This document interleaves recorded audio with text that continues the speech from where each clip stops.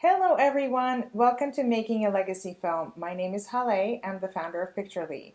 Today I'm going to talk about what I think is the most important aspect of preserving and enjoying your precious memories, and that's making a legacy film.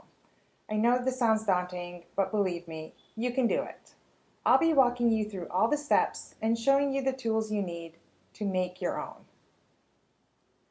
A little about me and my company Picturely. We are a full-service personal archiving company with a focus on storytelling. I was a long-time advertising executive, and I started Picturely because the high-level skills that I use to help brands tell their stories can be used to tell anyone's story. It is my privilege and honor to share my expertise in storytelling to help you preserve your family's legacy.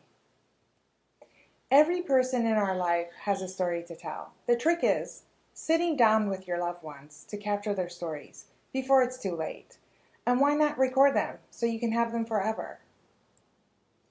Earlier generations regularly gathered around and shared family stories. It's harder and harder to do that today because of physical distance or time constraints. Luckily, technology is allowing us to keep that oral tradition alive. It just starts with a question. Who is that person in your life that you most want to hear from? Taking the time to sit with your loved ones provides a priceless opportunity to bond, because once they're gone, their stories are gone forever. And the truth is, it's not just their story. It's your story. It's your family's story. And when you capture a family story, you're adding to your legacy for generations to come.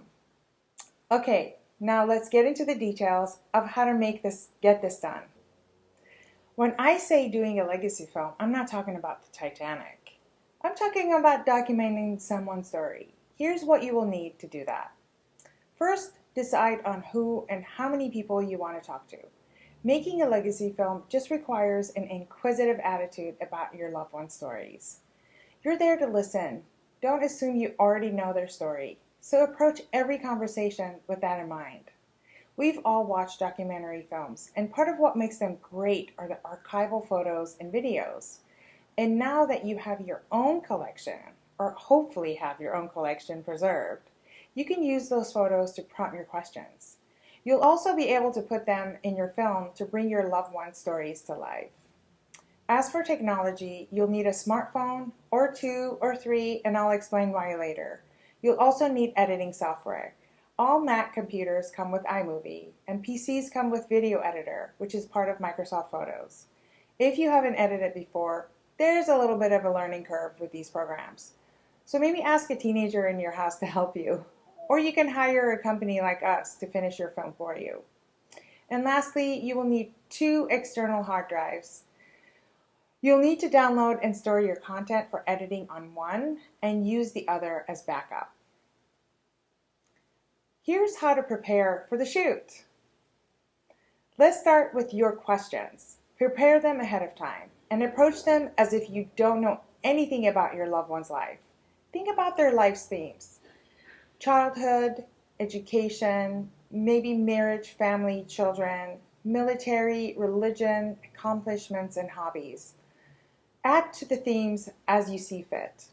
Your goal is to get your loved ones to tell a story, not answer a question. For example, don't ask, "Were you 18 years old when you met Grandma?" Instead ask, "Tell me about the time that you met Grandma." In order to prepare your questions, write down about 6 to 7 questions for each theme to get the conversation going. You must print out your list of questions so you don't forget what you wanted to ask. And as you're talking to them, don't worry if new questions come up. Just go with it.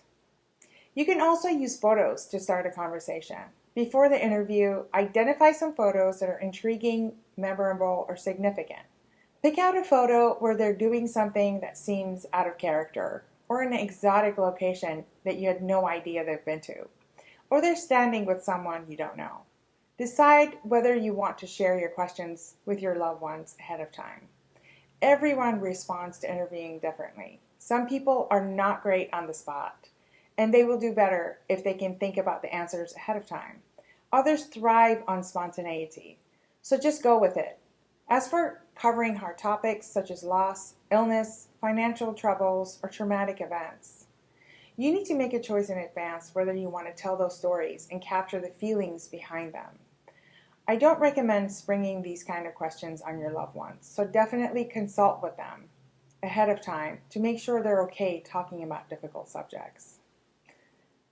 As mentioned before, you may want to consider shooting the interview with multiple phones. That way, you can capture the conversation from different angles. By no means is this necessary, but multiple camera angles will give you more options in the editing process and result in a more professional looking film. Before the shoot, make sure you have enough storage space on your phone. Videos are very large files. Check the setting on your phone to make sure you're filming at the highest resolution possible. I recommend shooting at full HD 1080p. Many newer smartphones can also shoot in 4K, but these take up even more space than 1080p. Also, you can't edit 4K in Video Editor on PCs. Make sure all your phones that you're using are fully charged. You may want to stay plugged in or have an extra battery on hand. Clean your camera lens. You should get into the habit of doing this before taking any pictures or videos anyway.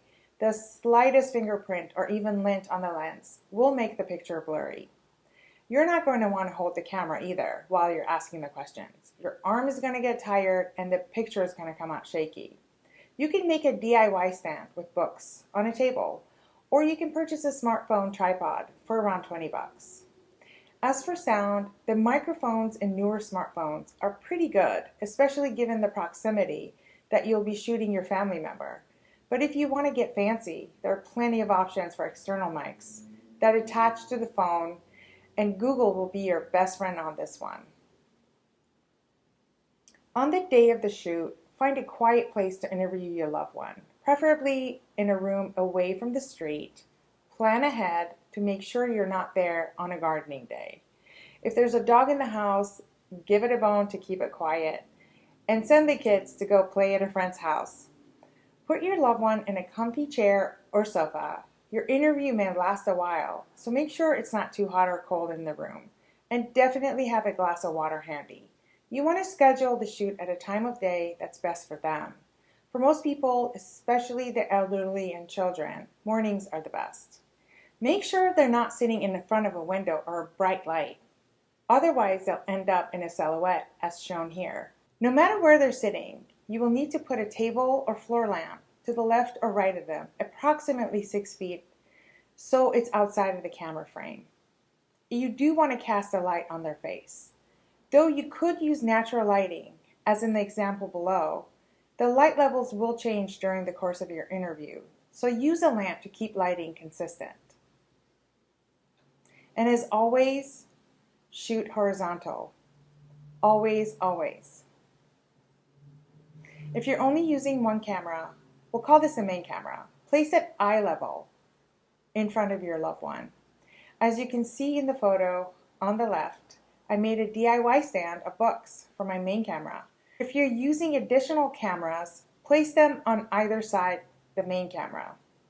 As for framing, stack enough books so when you position the phone, your loved one's picture is framed with a bit of space above their head and below their chest.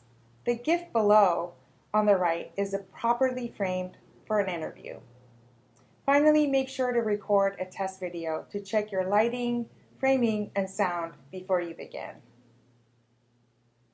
The key to a great legacy film is how to ask the questions and knowing when to stop talking and just listen. When conducting an interview, put on your journalist hat. Journalists are great at listening, first and foremost, and secondly, they're good at asking questions. So tap into your inner journalist, sit back, and let your loved ones tell their story and feel their feelings. I know it sounds a bit odd, but try to resist the temptation to comfort them if they get emotional. You can comfort them after the interview is over. After someone is done answering a question, perhaps count to 5 before asking the next one. Make sure to stay silent as they're answering. Don't provide commentary on audible feedback such as, oh yeah, or I remember that. I know it's hard, but try to resist that. Start by asking them how they're doing to kind of warm them up. Chit chat about something going on in their life that day. The intention is to get them to forget they're in front of a camera. This is a conversation, not an interrogation.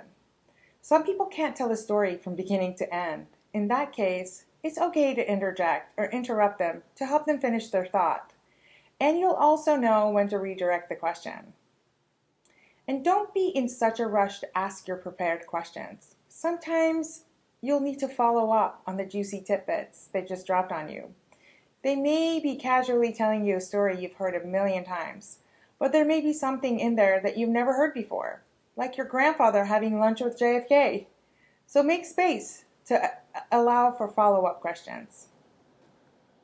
If you and your loved ones have agreed to discuss sensitive matters in advance, you will have to build up to those questions. You don't want to start or end the interview with difficult matters. Make sure you can transition gracefully into another subject, and hopefully one that will bring them joy, like talking about their grandkids or their pets. Often people will need a break from answering any more questions after talking about hardships. Give them time to reset and recalibrate. This is a good time to give them a hug. Now it's time to put it all together. When you're done with the shoot, the first thing you want to do is make sure all the content is downloaded to your external hard drive and backed up to the secondary one. The videos should also be backed up to your photo archives. To prepare for editing, the first step is to review your footage. Watch all the interview clips and mark the time codes, beginning and end, of each segment that you want to include in your film. Next, prepare the photos and home videos you'll be using to illustrate the story. To keep track of them, I suggest adding a copy to your main external hard drive and organizing them around the questions that you've asked. After you're done gathering all the content, back it up again. I can't say this enough. Now it's time to import everything to your editing software. Begin by laying out your interview clips. Use the time codes that you've marked and delete the rest. You can then organize the clips either chronologically or by theme, whatever makes sense to the story. When you're done laying out the interview clips, then you can start adding your photos and home videos. A word about music. We love using music in our legacy biographies. It really helps to carry the emotion or pep up the story. But a word of caution, if you're going to use commercial music, like anything on the radio, you will not be able to publish your film publicly. So no YouTube or Vimeo. Trust me, you don't want the music industry to come after you for copyright infringements. And if this is all too much, don't worry, you have options. You can just watch and enjoy and share the interviews you shot without doing any editing. Or you can hand over your content to a company like ours to finish it for you. I hope this has gotten you excited about making your own legacy film. I know this has been a lot of information to take in. So if you have any questions, please feel free to call us.